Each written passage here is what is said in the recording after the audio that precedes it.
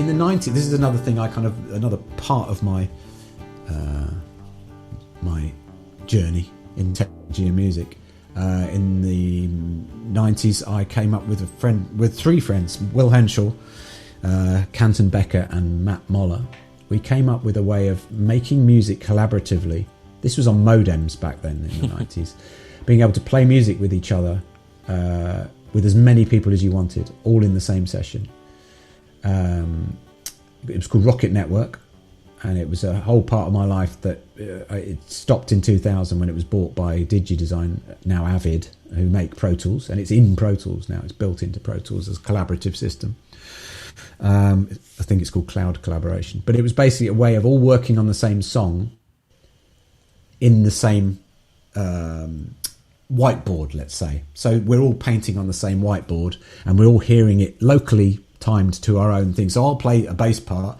By the time it gets to you, it plays in your timeline at the right time, if you see what I mean. Yeah. That's a very weird way of saying it, but you see what I mean? Yeah. So it's not trying to break the speed of light.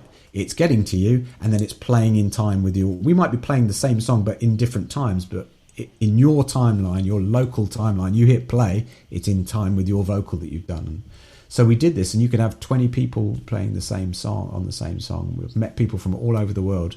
This is in the 90s. It was like we could barely do this. It was black and white, stuttery video, like this.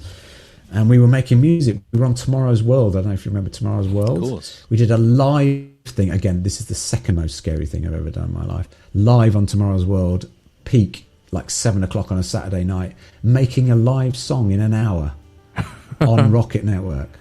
I was in the London studio. We had Sinead O'Connor in Ireland. We had Thomas Dolby in LA. We had a guy called Lucky Bay in South Africa. We had Brinsley from Aswad with us in Maida Vale. Cold Cut, the guys called Cold Cut as well.